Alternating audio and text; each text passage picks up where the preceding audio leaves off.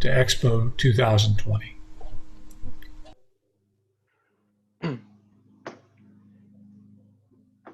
Okay, good morning, everyone. Welcome to Lunar Lighting Simulation and Moon Phases, a project sponsored by JPL. I'm Zachary Portillo. I'm Anthony Collado. I'm Alden, Lalas.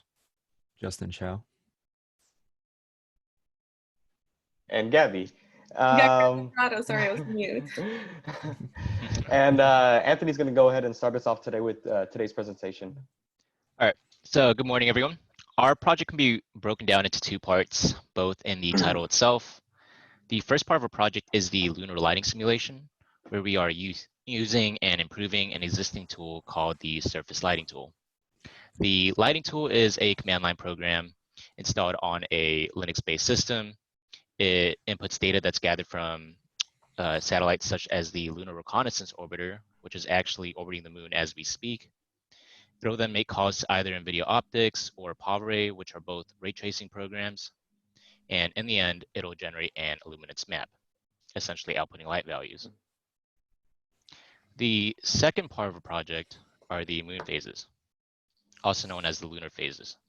For the ones who don't know, moon phases are simply the shape of the sunlit portion of the moon as viewed from Earth. The image to the left contains the different moon phases that we often see throughout the month. These phases occur during what is called a lunar cycle, which starts and ends with the new moon and takes roughly about 29.5 days. Now, what we did was calculate various information about the moon phase, such as the phase name, using a toolkit called SPICE, which was developed by a team at JPL. SPICE provides APIs that use what are called kernels, which store planetary data. This is not to be confused with the operating system's kernel. These APIs then allowed us to make the necessary moon phase calculations at a selected time. Ultimately, we want to combine both parts of a project and implement it in Moontrek. So what is Moontrek? JPL developed what is called the Solar System Treks, which are browser-based portals. These treks allow one to visualize, explore, and analyze the surfaces of other worlds using real data. Moontrek is among the many portals within the system. If you take a look at the current image, this is the Moontrek portal, which displays quite a few things. Towards the left-hand side is a 2D image of the entire moon. However, the moon can also be projected as a 3D globe. On the top left corner is the layers icon, which consists of data. Users can go ahead and apply these layers on top of the 2D image to visually see that specific data. So, for instance, if you wanted to find a specific crater on the moon, then you would simply apply that layer to Moontrek. Now, on the right-hand side is the main menu, which provides an integrated suite of analysis tools, ranging from being able to explore the moon through virtual reality technologies to calculating distance between 2 points. This is also where the surface lighting tool that we're using is implemented. Currently, the lighting tool allows Moontrek users to draw a bounding box on the 2D image, essentially selecting an area on the moon. Users will then be prompted to input a date and time range, time increment, Earthshine percent to name a few. And when submitted, the output will then be emailed once the lighting analysis completes. One thing to note, if you decide to try this out, choosing a larger area, longer date and time range can significantly slow the response time. Next up is Alden with the objectives. All right. So for our project, our main goal is to produce accurate results in simulations. As we manage new features and old features for NASA JPL's Moontrek, we wanted to make sure all data outputs are as correct above all things. We wanted to make sure that the values and algorithms we use are right. Now, throughout development, we also had a couple of objectives we wanted to try to accomplish. The first objective is to package our software. Initially, we had issues in installing the software because of complications in the steps. We had issues in working with the guide and some lacking in device specifications. We wanted to make sure that when we packaged our software, it were to help our team to work on the project onto our personal devices. In addition to this, we hope that with packaging, we can help future teams achieve progress with the project, so they wouldn't have to worry about the initial steps as we did in installing. pretty much avoid all the obstacles that we had to do. The next objective we wanted to accomplish is to update the coding framework. Lighting had worked as both the front end and the back end, producing and presenting results. Our goal was to divide the work so that the lighting tool could focus on producing the results, while our front end can focus on presenting it. This should in turn make the lighting tool work faster since its resources would be strictly used for producing instead of also presenting. For the project, we created a front end that communicates with the lighting tool via endpoints such that the lighting tool could focus on computing results. Another objective was to transition ray tracing software. The lighting tool was created by the previous team with the usage of Pavre and has remained with that software. We've compared ray tracing softwares and determined that optics may be better since it has the multi-threading feature. In theory, lighting tools should work faster due to this feature since there would be multiple instances to compute calculations. We hope to figure out how to make that switch between Pavre and optics throughout development. Lastly, the objective we wanted to accomplish was to document and note issues and accomplishments we found while working on Moontrek and the lighting tool. We hope that we could find and note anything beneficial to Moontrek that could benefit the other solar system treks being worked on by NASA.JPL. Moontrek is just one of the various solar system treks being worked on, and we hope that with our progress, it can benefit the others. With any issues, developments, accomplishments we hope it can help progress future teams' works and avoid any complications for both Moontrek and the other solar system treks. These are all the objectives we strive to accomplish. Next will be Justin to talk more about the lighting tool. Hello. My colleagues have mentioned about the lighting tool, and I'm here to explain why is the lighting tool important. So the lighting tool is the main and most complex component in our project. It receives, calculate, and output all simulation data. So you can think of the lighting tool as the backbone of our project where all the scientific data are processed. And the lighting tool also turned DEM files, which are digital elevation models, into PNG files. So DEM files are a graphic bitmap image, which shows the elevation of the image in grayscale pixels. And the lighting tool also combines Pavre/optics, CSpice, and C and C++ program into one executable program. This executable program is important because it let us run the project easily with one configuration file created by Django. The lighting tool shall also be accurate enough for scientific use and should be able to calculate to display the watt per meter square. At the end of the day, seeing the image is not accurate enough and only serve as a visualization of what is going on, but what is important is the actual data number values for scientific use. And the lighting tool shall be fast enough for the average user to view the lunar moon phases and correct lighting conditions according to the celestial object. So again, it's always a trade-off between space and resolution size, between speed and resolution size. So it must find a balance between the two. So here's a sample on the left of the DEM file that I was talking about earlier. And so in the middle, there's a crater, and the darker pixel in the middle represents a lower elevation, and the lighter pixels around there represents a higher elevation. And on the right is a sample of our output of processing data, which displays how many ray tracing the lighting tool did and how much memory was allocated. And here we have a PNG representation of the DEM file we showed earlier. This crater is about 20 kilometers wide, and you can see the coordinates displayed on the left. So if you go on Moontrek and input those exact coordinates, then you'll see this exact crater. These images were simulated from September 20th to September 21st. So these are the lighting conditions during that time. There are 6 images because each image represents 4 hours apart for the total of the 24 hours. And a day on the moon is about 2 weeks long. So the image looks the same because this was the part of the moon which was lit all 24 hours during the time frame. Therefore, 24 hours is not a long time on the moon for the moon phases.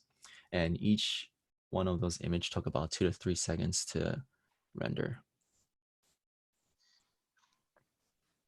So here we have a lighting tool performance trend graph, and as our testing have shown, we have a linear performance trend with the limited testing we've done. Although the performance trend line is acceptable for simple usage, we would like to have it perform even faster in the future with parallelization and optimization so the lighting simulation may be simulated instantly for a moon track. And I will now pass this presentation on to our team lead, Zach. Thank you. So as mentioned previously, our sole purpose for this project was to create an API that interacts with the lighting tool upon an HTTP request. To do this, we needed a backend stack that is both efficient and scalable, and that has the capability of creating a RESTful API effortlessly. And we found that both Django and Python were perfect tools for the job. And Python being a very powerful programming language equipped with a object-oriented paradigm. And Python includes tons of third-party modules that helped us create this project. To give you a few examples of the modules we used this third-party module SpicyPy, which allowed us to utilize the NASA Spice toolkit in our project. We used the OS module to invoke the lighting tool and communicate file locations between our Django project and the lighting tool. And we've used the zip module, which helped us zip our results created by the lighting tool and sending it to the user's browser. And we consider Django and using Django because it's a Python-based framework, and it's considered a batteries included framework, so it does a lot of the heavy lifting for us. Some examples it helped us with was URL routing, HTTP libraries, and helping us create this API. And this all helped for rapid development. So the Django Rest framework is a powerful and flexible toolkit for building web APIs. The framework comes shipped with functions that allows us to manipulate GET and POST requests. So an example of it will allow us to respond to different requests, for example, like returning JSON data or sending a set of files sent to the user's browser. Another notable tool that we used in the Django Rest framework was their web browsable API. This allowed us to quickly test our endpoints and observe all endpoints created within the framework. Below, you'll see a diagram, a basic data flow diagram on how our project works. So a user sends a request to our server, and with the data provided from the request parameters, the server will go ahead and create custom configuration files that can be read by the lighting tool. The server will then invoke the lighting tool to run the custom configuration files and send response files back to the server. Our Django code will then send either compressed files back to the user's browser or simply respond with JSON data, depending on what the user requested. Here is an example of an endpoint that we created to retrieve basic light intensity within the bounds sent by the user. So this is not all parameters, but a short snippet of the parameters used. Of course, there'll be some required, some not. And yes, and of course, the Django REST framework helped us retrieve the parameters sent by the user. So it was very easy, simple. Here's an example of the web browsable API. Basically, we tested here's an example we tested with the moon phases, and we can see all endpoints created regarding the moon phase. And here we see the date that we wanted to look for the moon phase and the response we get back. And here's Gabby. So an issue that we encountered was that it took almost this whole year to figure out how to get all of the backend to work on our machine, since the configurations within those files weren't compatible with our machine. We were thinking that if in the future another team will continue on with what we have done, we want to help them avoid this whole situation. And we thought that it'd be a good idea to package our project in a container. The container would have a copy of our working application, which would contain our operating system, software, and application code. Essentially, what we hoped for was to successfully package everything using a Docker container so that the installation process would be easier and quicker for the next group of people that would work on it. since they wouldn't have to deal with having pathing issues or the wrong software version. Now I'll talk about some of the problems that we encountered during this year. First, like I said before, installation took way longer than we anticipated. This was a big setback for us because we weren't able to get to all the requirements that we planned on doing. This is mostly because of the legacy software that we were bringing up to date. We ran into some issues with some obsolete libraries that the software was dependent on, and that was creating problems running on a newer system. Next, why Docker wasn't successful. This wasn't successful because we constantly received missing plugin errors for the GTX 980 GPU driver. This could possibly be because our Docker engine version was incompatible with the specific NVIDIA Docker. Now to our recommendations for future development. We recommend future teams to try and get to all the requirements that we couldn't get to. And we hope they look into AMD GPUs and APIs for running the lighting tool, as it is open source and becoming more competitive. We hope they optimize the lighting tool, like parallelizing the lighting tool to multiple systems. And finally, we recommend for a future team to successfully put the project on a container in order to solve the issues with the long installation process. That's awesome. Now to what we learned. Although we had quite a bit of setbacks, we learned a lot throughout this whole process. First, we learned how to solve the phase angle between the moon and the Earth's coordinates. We also learned how to manage our time with our busy schedules in order to get as much done. And the biggest thing that we learned was how important it is to have good and clear documentation and to document literally everything that we do.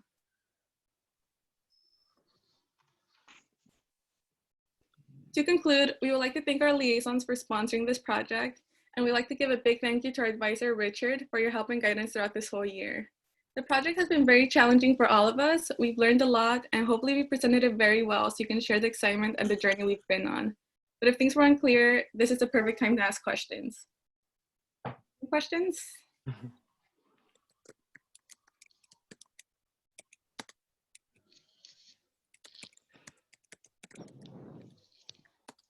Going once.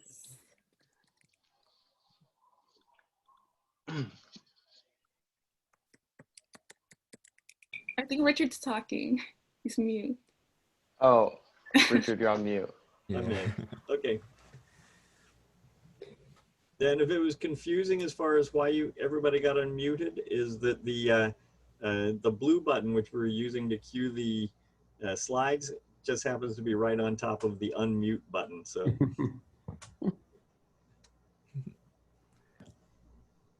And so. Okay. It's great. It's great to see the project done very well. Can you unshare the screen so that we can see all the participants? Oh, hello everybody. Hello. Okay. All right. Okay. And any comments? Yeah. Richard, can you introduce Dr. Shan to the JPL people? Yes, it's like special guest appearance today. It's like by Dr. Shan. Works in is like the shoot me down if I'm wrong here, electrical engineering department.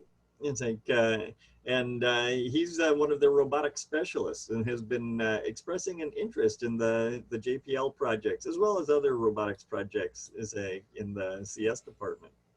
And is like, so Dr. Shan is like, I'd like you to meet Sean, Emily, George, is like, and Natalie and Catherine. It's like they're all with the JPL team.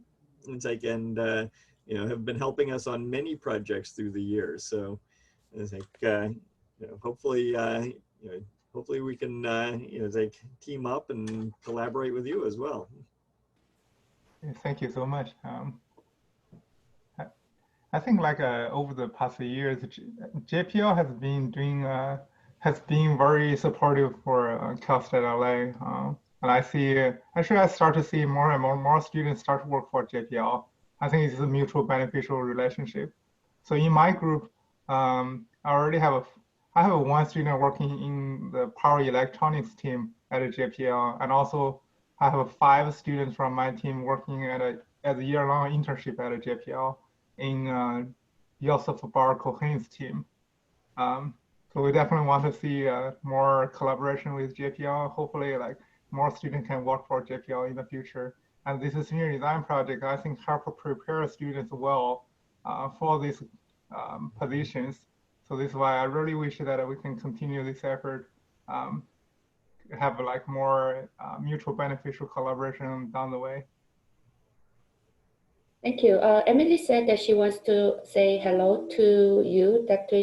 Shan, but was she muted or? No, I think she has the wrong output device, maybe. So. Okay. She has, Oh, her browser is preventing access to her microphone. Okay. Maybe on behalf of Emily, Shan can say hello to Dr. Shan. Dr. Singh, how good to meet you. Yes. So yeah, Emily, George, Natalie, Catherine, and I all have worked. In this case, Natalie and Catherine actually came out of this very program and now work with us at JPL. So this is a great way for students to get experience and then ultimately join JPL as part of their career. So yeah, we look forward to doing some interesting projects in the future where we incorporate robotics into the most of the work we've done in the past has been purely in the computer science domain, but there's lots of ideas we've had that include robotics.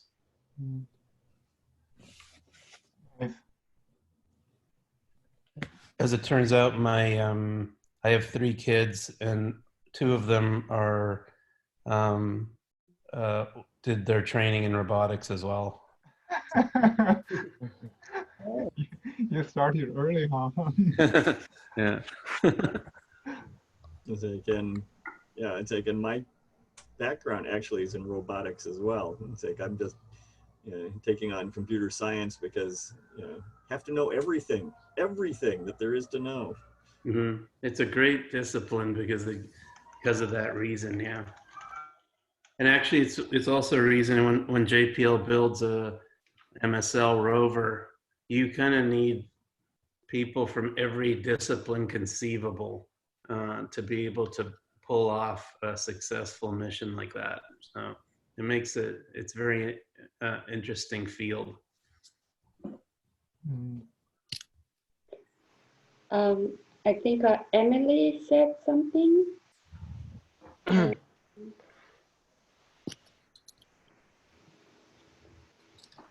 Okay, yeah.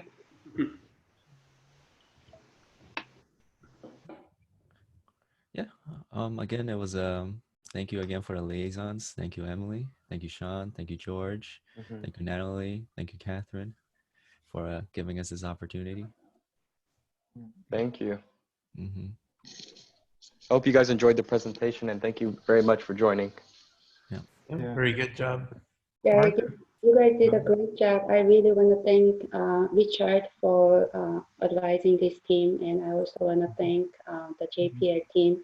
You guys have been a strong collaborator and supporter for such a long time, and I'm happy to continue to collaborate with your team. And I'm looking for more interdisciplinary projects next year. So if you guys want to discuss any opportunities with other disciplines like ME in robotics, please let me know. We are very open to consider these type of projects.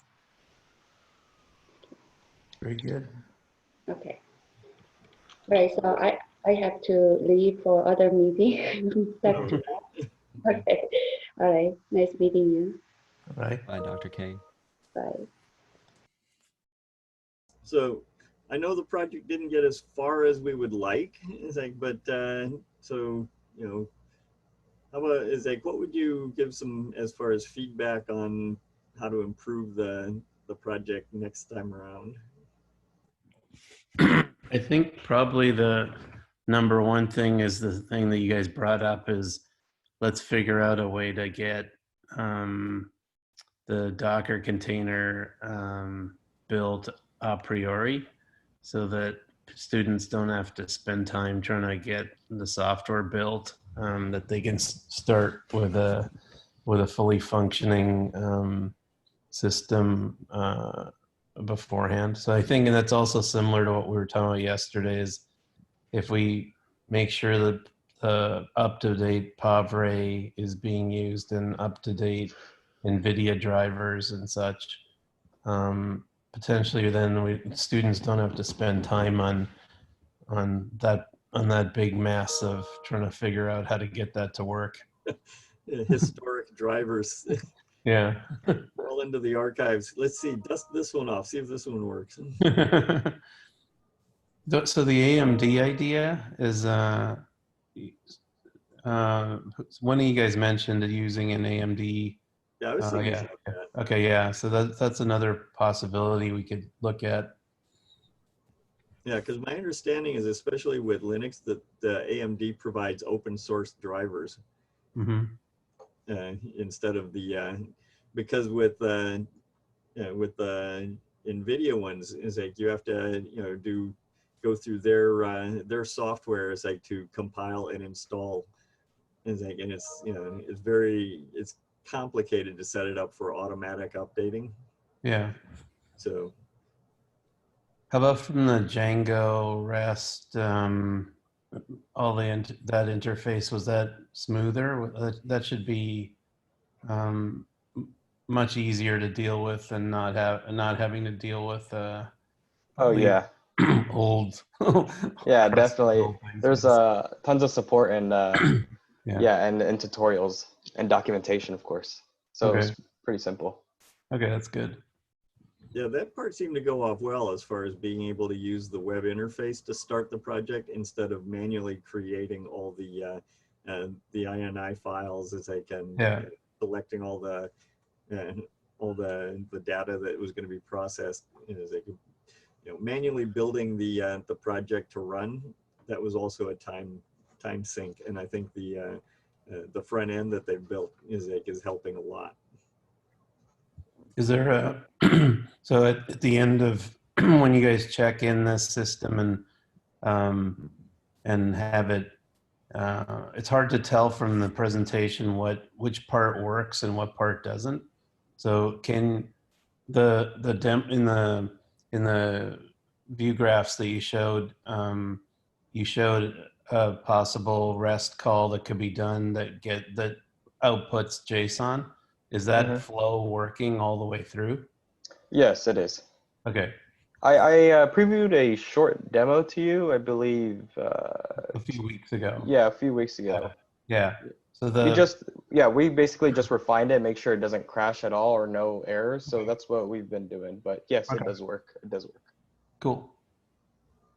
And so a user can go in there and say, I want a lighting analysis from this time to this time in this area, and make a REST call, and it outputs. Okay, that's cool. Mm-hmm.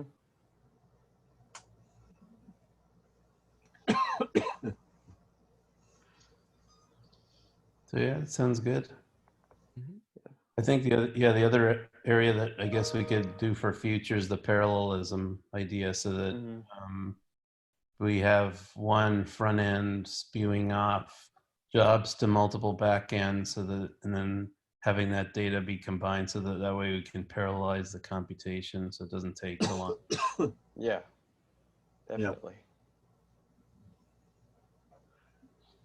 And that could even be experimented with, parallelizing the Pavre,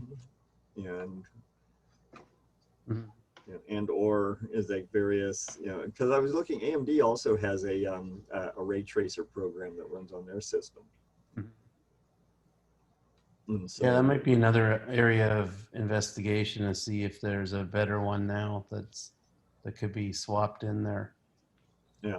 Although my thought was like one of the things that I, after the fact, was seeing that trying to run both of those in parallel, it's like, and both of them being a little rickety, they were tripping each other up. as Okay. far as just, you know, which way do we go? Okay, that's kind of, it's like frustrating. Let's go. No, that's frustrating too. And there was a lot of back and forth. So picking one system and making it up to date, and dependable, and then branching off that.